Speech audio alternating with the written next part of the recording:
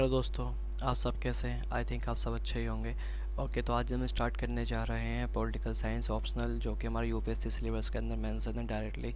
आप मतलब काफ़ी सारे क्या है, इसमें 22 तरह के इसके अंदर जो आपके ऑप्शनल इसमें दिए गए हैं, आप इसमें से कोई सा भी एक चूज़ कर सकते हैं। जो कि मैंने इसमें अपने सिलेबस के लिए जो मैंने चूज़ करा है वो है पॉलिटिकल साइंस इंटरनेशनल रिलेशनशिप, जिसमें कि पेपर फर्स्ट मैंने आपको कंप्लीट इसके अंदर बता दिया गया है। आपको इसका सिलेबस बिल्कुल कंप्लीट बता दिया गया है, और इसमें पेपर फर्स्ट का ए पार्ट और बी पार्ट में हम कंप्लीट इसमें हो चुका है। ओके, पेपर सेकंड का ए पार्ट भी कंप्लीट हो चुका है। पेपर ए का सेकंड पार्ट आज मैं आपको कराने जा रहा हूँ, जो कि है India in the world order. Okay, तो आप ध्यान से सुनिए और आप एक कॉपी पेन अपनी लेकर बैठिए, जिससे कि कुछ कुछ पॉइंट होते हैं जो कि आपको नहीं पता होते, जो कि आप इसमें डायरेक्टली इसमें एक्स्ट्रा इन्फॉर्मेशन जो आपको मिलेगी आप इसमें अपने रीड आउट कर सकते हैं। ओके, तो हम स्टार्ट करते हैं। इंडिया इन द वर्ल्ड, ये क्या है? इंडिया तो आपको बताइए। ओके, वर्ल्ड ऑर्डर क्या है? इंडिया के साथ में जितनी भी कंट्रीज़ हैं उनके साथ में किस किस तरह की फॉरेन पॉलिसीज़ वगैरह हैं, या किस तरह से म्यूचुअल पार्टनरशिप होता है, म्यूचुअल ट्रेड होता है, और किस तरह से उनका ट्रेड इंपोर्ट एक्सपोर्ट है। ओके, और उसमें क्या फॉर्मल इनफॉर्मल मीटिंग होती हैं, क्यों हमारे एक्सटर्नल मिनिस्टर बाहर जाकर कुछ एड्रेस करते हैं, ये भी हमारा जो है इंडियन वर्ल्ड ऑर्डर का एक हिस्सा है, जो कि हमारा आता है इंडियन एंड फॉरेन पॉलिसी के अंदर।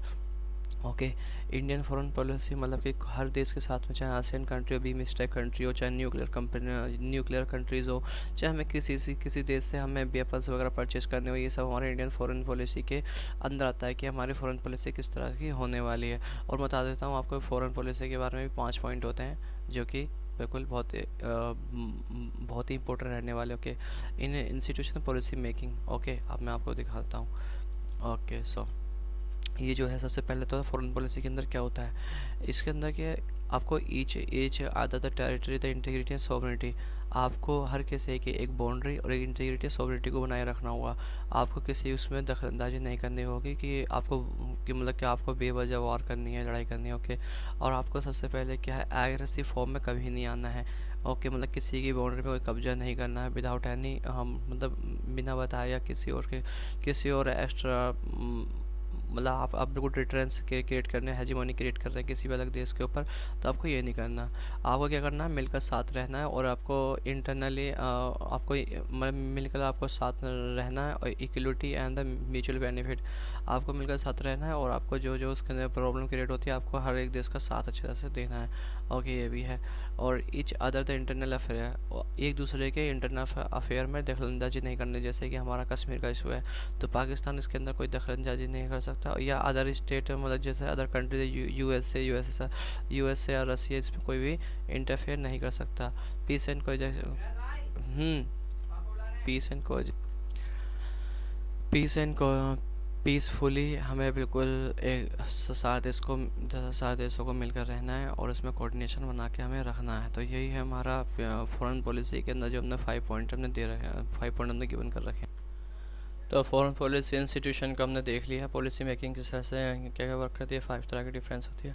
इंडियन कॉन्स्टिट्यूशन और to the national align movement the different phase of the current role, आपको बताना है। मतलब इसमें यह है कि नॉन अलाइनमेंट मूवमेंट क्या है।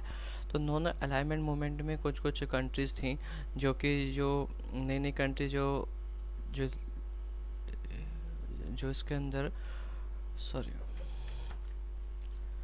हमें किसी मेजर पावर की तरफ हमें बिल्कुल अप्रोच नहीं करना है। नॉन अलाइनमेंट मूवमेंट का सबसे बड़ा बेस्ट ये था कि हमें फ्री फॉल रहना है, और हमें सबके साथ में मिलकर ही हमें रहना होगा। ओके, तो काफ़ी सारी कंट्रीज़ ने हमारा बिल्कुल साथ दिया था, जो कि 120 कंट्रीज़ थी जो कि नॉन अलाइनमेंट में उन्होंने पार्टिसिपेट किया था। ओके, तो ये हमने देख लिया। Okay, India and south Asia, आपको पता है साउथ एशिया के अंदर कौन कौन से देश कंट्रीज आते हैं। तो साउथ एशिया बिल्कुल डायरेक्टली हम देख सकते हैं। साउथ एशिया के अंदर अफ़गानिस्तान, इंडिया, पाकिस्तान, बांग्लादेश, श्रीलंका, नेपाल एंड भूटान, ये देश आते हैं। ये और इसके अंदर प्रेजेंट, और ये जो मेन चीज़ जो है इसके अंदर क्या है कि आपको एक कोरिलेशन बना के रखना होता है हर चीज़ के अंदर। साउथ इंडिया के अंदर आपको इकोनॉमिकल है, या एशियन डेवलपमेंट बैंक है, या आपको FFI लेने, जो भी है आपको इसमें जो भी वर्ल्ड ट्रेड का हिस्सा है, तो इससे सारे पार्ट्स वगैरह, ये जो ट्रेड इंपोर्ट है एक्सपोर्ट जो होता है, तो ये भी हमें इसमें देखना होता है कि साउथ एशिया के अंदर किस तरह से हमें अपने म्यूचुअल कोऑपरेशन बना के हमें आगे बना के रखने हैं, साउथ साउथ कोऑपरेशन के अंदर हो, ठीक है ना। तो ये भी हमारा एक पार्ट होता है। तो रीजनल कोऑपरेशन सार्क, ये भी आपको पता है, south Asia regional cooperation, okay. South Asia free trade agreement, इसमें क्या होता है, इसमें क्या है, साउथ के अंदर फ्री ट्रेड एग्रीमेंट, जैसे कि फ्री ट्रेड एग्रीमेंट, जैसे कि हम यहाँ से कुछ एक्सपोर्ट करते हैं, जैसे यहाँ से हम कुछ एक्सपोर्ट, हमारे पास कोई टैरिफ वगैरह नहीं लगता, तो फ्री ट्रेड एग्रीमेंट के अंदर देखा जाता है। लोकेस्ट पॉलिसी आपको पता ही है कि लोकेस्ट पॉलिसी में अंदर लाओस, कंबोडिया, वियतनाम, मालदीव, ये सारी कंट्रीज़ आती हैं, इंडोनेशिया, सब कंट्रीज़ आती हैं। तो यहाँ से हम किस तरह से अपना अपना एक्सपोर्ट हम बूस्ट करते हैं और इम्पोर्ट हम कितने मिनिमाइज हम कर सकते हैं, तो ये भी हमें देखना होता है। इसमें हम बिग ब्रदर का अपना बिहेवियर में अप्रोच करते हैं, okay. Important regional of the cooperation, cooperation क्या, रिवर वाटर डिस्प्यूट आपको पता है, जैसे कि जैसे कि रावी ब्यास सतलुज, इनके ऊपर काफ़ी बड़ा इनके ऊपर डिस्प्यूट होता रहता है। जब मैकोंग रिवर, इनके ऊपर भी काफ़ी बड़ा डिस्प्यूट होता है। आज के टाइम में इलीगल क्रॉस बॉर्डर तो बहुत ही चल रहा है, इलीगल क्रॉस, मतलब कुछ बॉर्डर वालों को जो पुलिस फोर्स है काफ़ी अच्छा भी वर्क कर रही हैं, बट कुछ लूप होल्स होते हैं जो कि उसके जो माइग्रेंट वर्कर जो होते हैं या माइग्रेंट लोग होते हैं, उसका लूप होल का फ़ायदा उठाकर वो एक दूसरे की बाउंड्री के अंदर आराम से सकते हैं, okay. Indian the global south, global south का आपको पता है कि ये आपने कहा ग्लोबल साउथ ऑर्डर, तो ग्लोबल साउथ का मतलब है कि जो भी ट्रॉपिक ऑफ द कैप्रिकॉर्न के नीचे जो भी देश आते हैं उससे रिलेटेड है, वो सिर्फ साउथ के अंदर होते हैं, ओके। तो साउथ में चाहे हमारा चाहे अफ्रीका हो, चाहे लैटिन अमेरिका हो, इनके leadership of the role of the new and the world trade organization, the new demand for the new, ये क्या है न्यू, ये है नेशनल इंटरनेशनल इकोनॉमिक ऑर्गेनाइजेशन। इसमें क्या है कि आपको ऑर्गेनाइजेशन जबकि इकोनॉमी को किस तरह से बूस्ट अप करना होता है, क्योंकि जितनी पुअर कंट्रीज़ हैं जो कि उसमें इंडिपेंडेंट हुई थी, तो अपने इंडिपेंडेंटली फैसले ले सकती हैं और किस तरह से वो अप्रोच कर सकती हैं डेवलप वर्ल्ड की तरफ, ओके।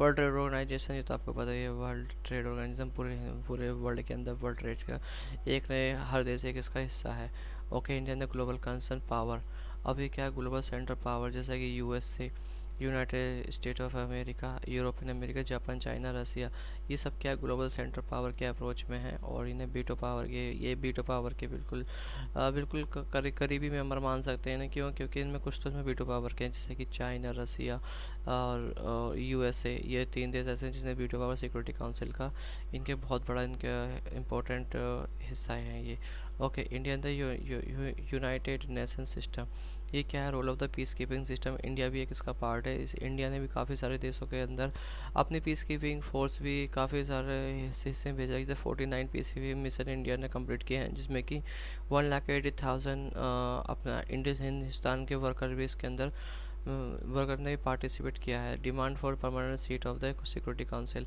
अब आपको बोलेंगे सिक्योरिटी काउंसिल के अंदर क्या क्या डिमांड हो रही है, ओके। जो डिमांड होती है उसमें क्या है कि कुछ जैसे कि इंडिया इसका मेंबर नहीं है, पर इसके बीटो पावर के अंदर 5 देश हैं, जो कि USA, England, France and Russia and China. तो ये जो देश हैं बीटो पावर के, सिक्योरिटी काउंसिल पूरा इनके ऊपर बिल्कुल ग्लोबल पावर इन्हीं के पास है। तो इंडिया भी इस रेस में है कि इन्हें भी जल्द से जल्द ये बीटो पावर इन्हें मिलनी चाहिए, तो इस रेस में ये वर्क कर रहा है, okay. India in the nuclear question, India in the nuclear change in the prospective perception of the policy. अब आपको पता होगा इंडिया ने अब तक दो जो है न्यूक्लियर वेपन्स को यूज़ कर चुके हैं। एक था 1974 में, मई 97 मई 1998 में, तो ये था एक जो इसमें पोखरण के अंदर, राजस्थान के अंदर इन्होंने यूज़ करा था। तो इसमें क्या है कि आपको मिटिगेट भी करना होता है, न्यूक्लियर क्वेश्चन तो है ही, बट हर किसी ये देश के वजह से हमारे पड़ोसी मुल्क के पास में, पाकिस्तान के पास में भी ये जो न्यूक्लियर बॉम्ब है और इंडिया के पास में भी, तो ऐसा कोई डिफरेंस क्रिएट होता है। बट इंडिया ने फर्स्ट इंडिया की जो पॉलिसी है, इंडिया की पॉलिसी इसके अंदर हम इंडिया की पॉलिसी देख सकते हैं कि ये बिल्कुल ही क्लियरली कहते हैं कि वो फर्स्ट यूज पॉलिसी नहीं करते। मतलब वो क्या है कि बिल्कुल डिटेंस क्रिएट नहीं करना चाहता है इंडिया किसी के देश के ऊपर, उनकी जो पॉलिसी है वो बिल्कुल अलग लेवल की पॉलिसी, ओके। तो वो क्या कहते हैं, no first pass use principal को फॉलो अप करते हैं और वो सिंस 1998 से उन्होंने कह रखा है, इंडिया ने भी एक पेपर पर साइन कर रखा, ओके। आते हैं हम इस पर recent development Indian foreign policy, आपको पता लग गया क्या है। तो recent crisis Afghanistan, Iraq and USA, Israel and with new world order है। तो ये सब आप देख सकते हैं इसके अंदर। तो ये हमारा ये आज का पार्ट था, पेपर सेकंड का सेकंड पार्ट, जो हमने आज कंप्लीट कर लिया है। अगर लेक्चर आपको अच्छा लगा, क्योंकि मेरी तबीयत ऐसी सॉरी जो भी है प्रॉब्लम क्रिएट हो रही है, तो सब है ओके। तो आपको अगर वीडियो अच्छी लगी तो शेयर एंड लाइक करना एंड सब्सक्राइब करना, नहीं अच्छी लगी तो आप मुझे फीडबैक जरूर देना। Thank you for giving opportunity for see this video. Thank you for thanks.